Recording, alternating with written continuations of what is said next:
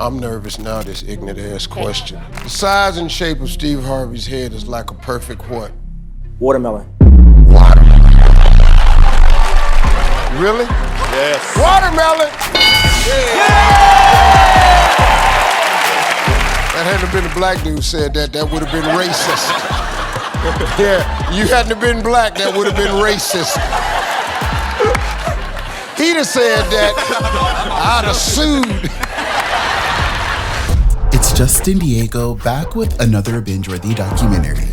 And today, let's talk about the dark and shady history of watermelons.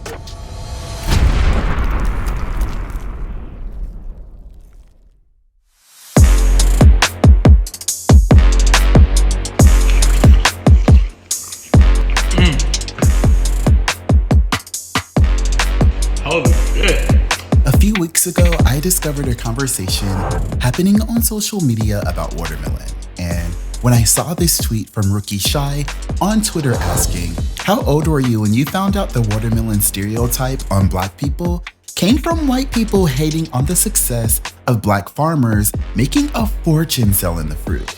They use the stereotype to slow sales and taint our view of our own thriving businesses. I was 42.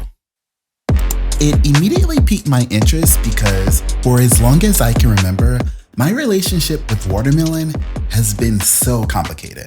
I remember being told as a kid that if I swallowed the seeds of a watermelon, a huge watermelon would be growing inside my belly. So I knew that if I were gonna be sitting there eating watermelon, I had to be very careful. Who is having that conversation with you?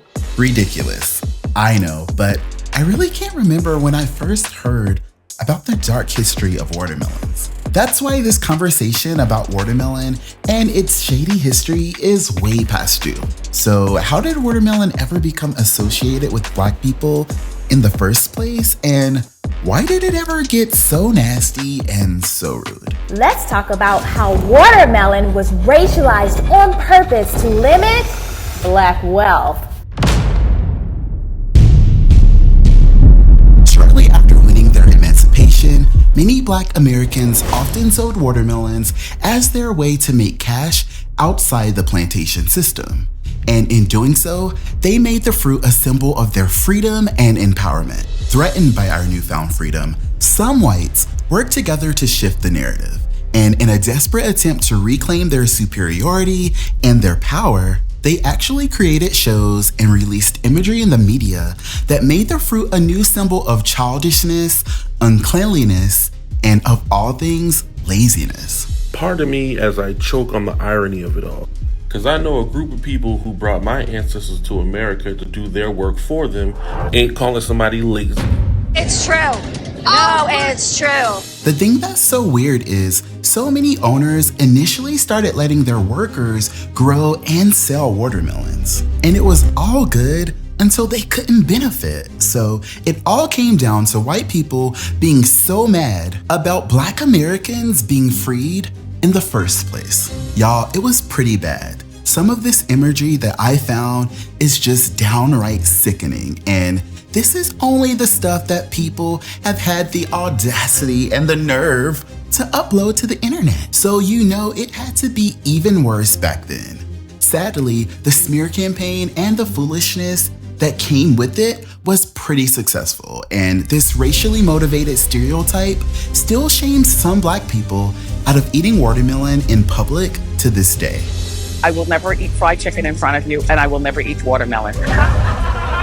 Yeah, I can't. I was so happy that Wendy Williams made this commitment in front of everybody because, yeah, I didn't want to have to see her feeding into that weird stereotype, even though technically she eventually did have to eat fried chicken on her show.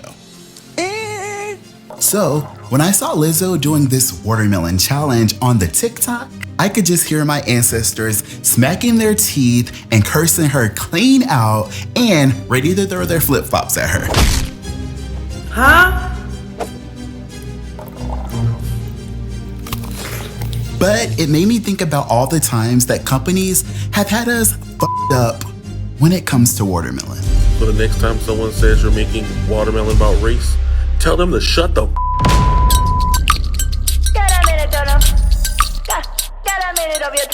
I know there are going to be people who watch this video and wonder, why would I even join this conversation in the first place? And while I wish that this weird energy around watermelon was a thing of the past, the truth is, when it comes to watermelon, companies still be having us f***ed up till this day.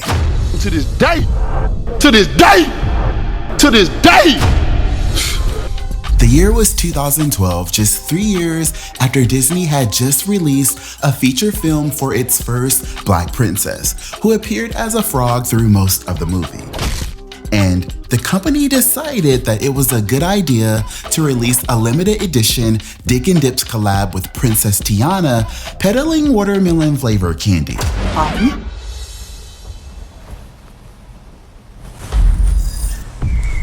At first glance, it's immediately a no for me, considering how racially charged it could have even been perceived by Black Americans. Yeah, immediately no. But to make matters worse, the vanilla flavored Dick and Dips featured the white Princess Aurora of Sleeping Beauty. Like, instantly, I was like, yeah, no. And you really just cannot make this stuff up. Oh dear, that's not good.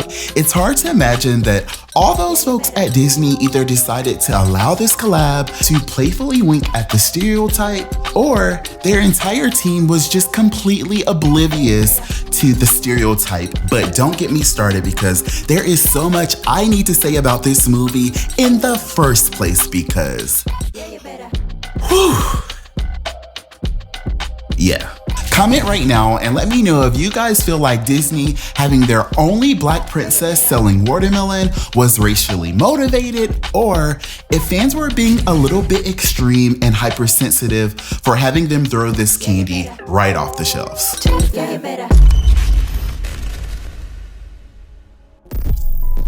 By now, most of you have probably seen my binge-worthy documentary about the problematic icon Betty Boop, where I took a deep dive into her shady origins as well and explored the idea of Betty Boop actually originally being Black. I was just looking up on my phone to see the origin of Betty Boop, and you know what, honestly, I know a lot of old people and none of them could tell me that Betty Boop was originally Black.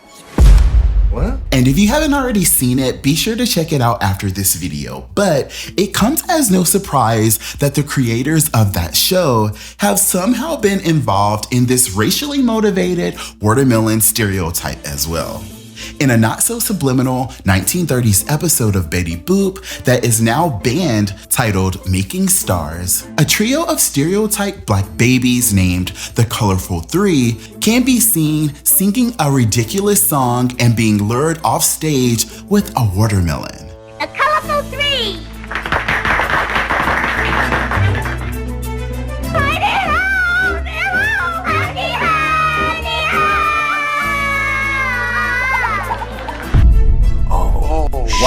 And I don't know if y'all peeped it, but the curtain behind them is actually a cotton field, making this clip undoubtedly racially motivated and outright disrespectful. Wait! What is the tea? And the shade doesn't even stop there. The stereotype was so entertaining back then that they included a clip of the boys' sister in the audience crying because she wants watermelon as well.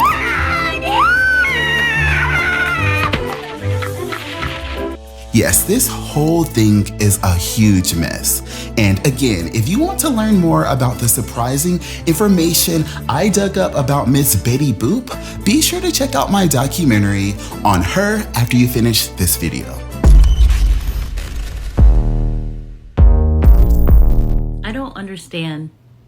I don't understand the need to tap dance for likes and views on this app. The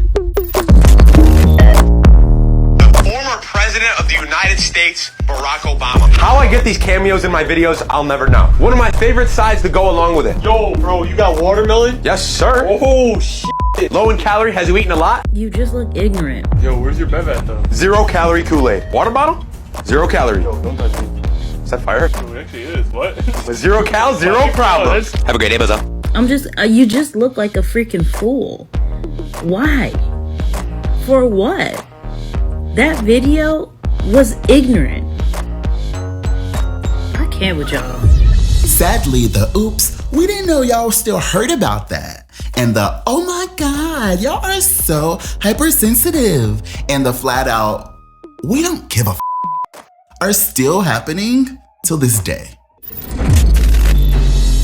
In case you missed it, the Indianapolis Children's Museum apologizes for a watermelon salad. The museum on Friday put a watermelon salad on their menu in celebration of Juneteenth. They can't be serious about this. If y'all don't kiss my ass quick and twice on Sundays. The stereotype of black people liking watermelon is rooted in racist caricatures from the Jim Crow era. You know what? Maybe y'all should go back to not recognizing us, actually. Critics called it offensive, and the museum has apologized and removed the item. Whoa.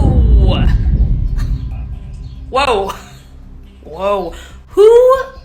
Okay, what white person working behind the deli thought that was a good idea? Who did that, Brenda? Who did that? I remember hearing about this and being so disappointed in how Juneteenth has been repeatedly disrespected in different ways since it officially became a US holiday in 2021. And I can't help but feel like the Children's Museum of Indianapolis definitely knew exactly what they were doing, but let me know what you guys think in the comments right now. Do you feel like the Juneteenth watermelon salad was a good idea, or if the museum was trying to be funny? No, because if companies are watching and y'all really want to be able to do something to help black people celebrate Juneteenth, come up off that change, bruh.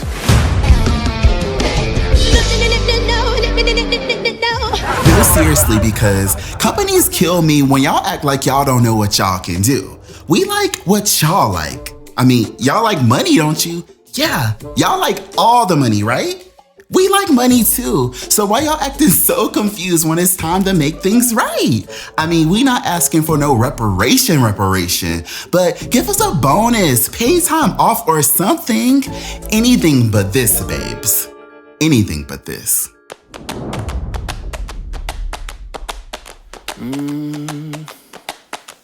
Lord, can you give me a little bit of grace? This watermelon is guaranteed to fill your temple with electrolytes, minerals, and nutrients. That's gonna give you the energy you need, family. Hey, you see me tapping in, go get yours.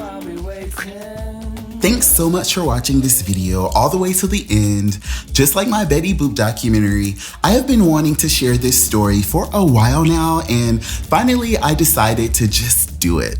It really wasn't until the Juneteenth salad situation and the tweet about watermelon that I really got the inspiration to get to the bottom of this story of how watermelon got so shady and messy in the first place. And honestly now, I don't even know what I'm gonna be able to do about it.